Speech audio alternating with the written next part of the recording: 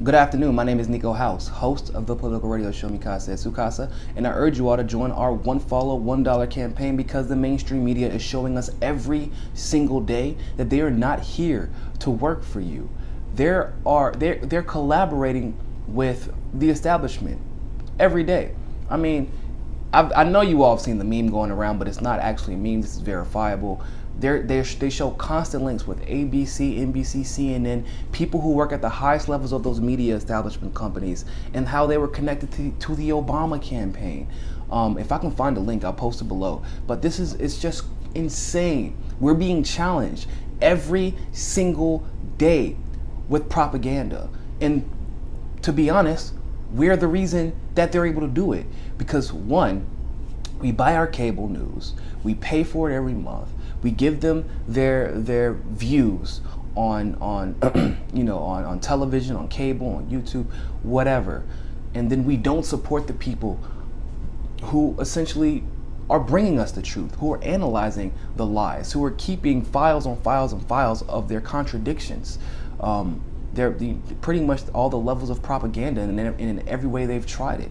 Myself, Tim Black, H.A. Goodman, we've all, and Hard Bastard as well, good God, he does a fantastic job of it. We have been doing this for such a time, and we were in the depths of the corruption, the propaganda, and we saw when it started. We saw people that we used to deem credible switch over because it became easier, because it gets them ratings to talk about Trump. Ladies and gentlemen, we're not here for ratings. We're here for you. And we need to challenge propaganda, especially like what we've seen with MSNBC. They came on this morning and the first thing they started doing was talking about Russiagate. And here's what was interesting. Now, for those of you who have watched me for some time, you know how I feel about Russiagate and the entire election, that's part specifically, the election hacking theory. It's impossible, it's improbable, because not only are you saying that Russia has all of a sudden come upon the most advanced election hacking strategy, not only in regards to how to infiltrate precincts, infiltrate state parties, but also infiltrate paper ballots. Apparently, that's what they're saying. Infiltrate the van system, which allows you to see which voters are voting for who. I mean, you're saying that Putin is more advanced in corrupting elections than we are, and he didn't have to send one soldier here, and I just don't believe that. And if I did believe that, it would be an indictment of how horrible we are at defending ourselves, and we at that point should still probably be more mad at the government than Putin. But let's make one thing clear: I'm not, at any rate, I'm still not convinced that Russia actually didn't try to not hack the election, but influence our elections. I'm positive they've tried to influence our elections.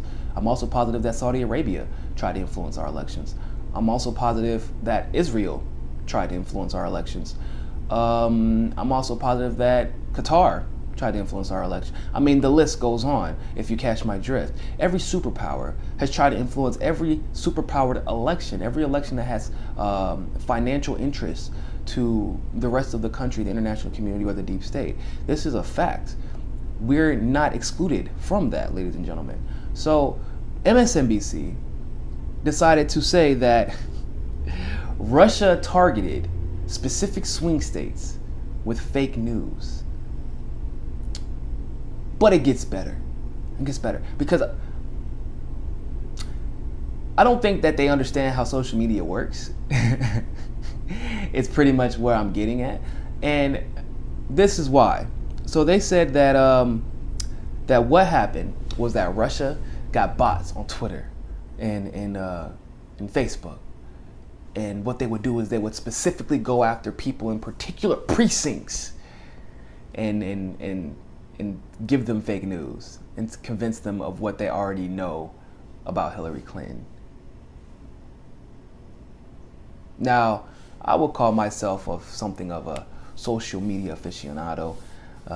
In fact, before I was into independent journalism and things like that, I was pretty big on Twitter and for other reasons, and I of course am still, you know, very active on Twitter and Facebook and all the other platforms and YouTube, and I just don't think they know how that works. I'm not saying that there was absolutely no fake news spread, because there are certain websites that do get famous from spreading fake news. But what I am saying is that targeting precincts, come on. Like, it didn't happen. I can guarantee for a fact that precinct targeting is so hard that we haven't even been able to master it. Let's be very clear about that. Hillary Clinton couldn't master precinct targeting with all of her strategists and experts. Precinct targeting is something that we have been trying to master as far as the political strategist world for decades and haven't even been able to do it. So what you're trying to say is Russia could target precincts with specific information from across the world, ladies and gentlemen. And here's what's even more interesting. They quickly say right after that, well, there's actually been no link to this. And there's been absolutely no reason to believe that this happened. They have no reason at all to even have this conversation, which is why I say that this is merely propaganda. They are killing us with propaganda. And I'm going to post the link to this video below, and I want you all to go to this page and challenge them. I need you to challenge the people who are commenting on these YouTube comments, because they are in a world of propaganda worse than what we've seen in the Red Scare from either Russia or the United States. And they're hanging on to every word that these people say. And it's scary to me. I don't understand why, but it might be fear. There were comments like, says the guy, one gentleman, one panelist says, well, if Hillary Clinton knew how to spread fake news and target precincts, she would have done so.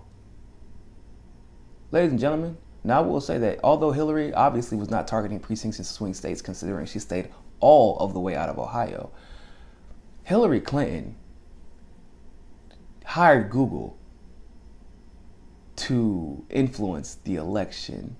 If you didn't know, this is verifiable. I will post the link below. They were manipulating data results. We all know search engine results. We all know, we've seen it. You type in Bernie Sanders, you hear Bernie Sanders sexist, Bernie Sanders pro-gun law or anti-gun laws, everything negative come about. You still do it right now, and they still have Bernie Sanders and Jane under their thumb on Google. Now, with Hillary Clinton, you try to Google the Clinton Foundation, you get the opposite. All the good things that the Clinton Foundation has done.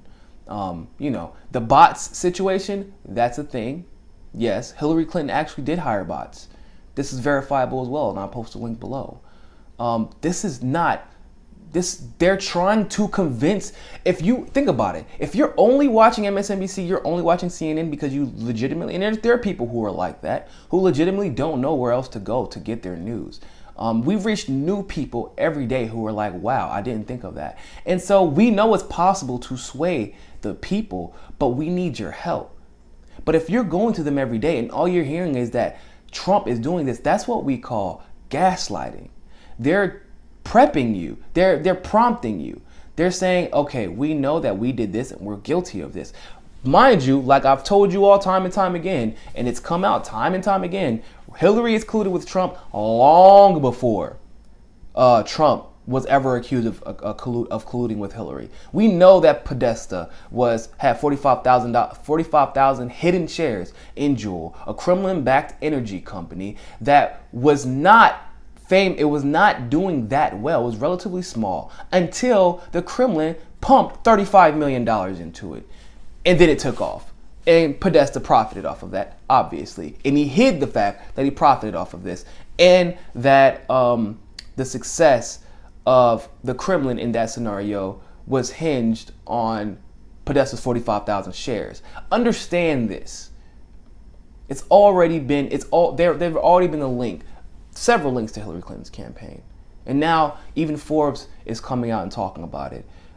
So what? I don't understand. Why are you lying to the American people saying that Hillary Clinton didn't try this tactic? Everything that they've accused Putin of, everything that they've accused Julian Assange of, everything that they've accused Trump of, everything that they've accused Donald Trump Jr. of, Hillary's already tried and attempted and usually has done. This is problematic. Okay? This is problematic. Ladies and gentlemen, please share this video. Please go to the link below. Go to that link and just combat the propaganda with facts. Don't argue with them with visceral emotion. Argue with facts. Discuss this. Have discussions with them. Engage them. Make MSNBC see that we are challenging them. We have a long way to go. We really do. I know we're picking up ground. We have some amazing people with crazy amount of following, with a crazy amount of following and support, including H.A. Goodman, Tim Black, Hard Bastard. I just actually recently discovered the Rubin Report. Great guy, smart guy. Think that some of his people that he has on need a little bit of education. I would love to help him out with that. But other than that, I mean, we have just some amazing people out there that are doing amazing things to counter propaganda, and we need to continue to embrace those people and support them so that we can compete with their ability to market themselves. Because the only way we'll be able to do that is if we have a similar ability to market ourselves and therefore market the truth. So please join our $1 Follow $1 campaign, and always remember, find your balance.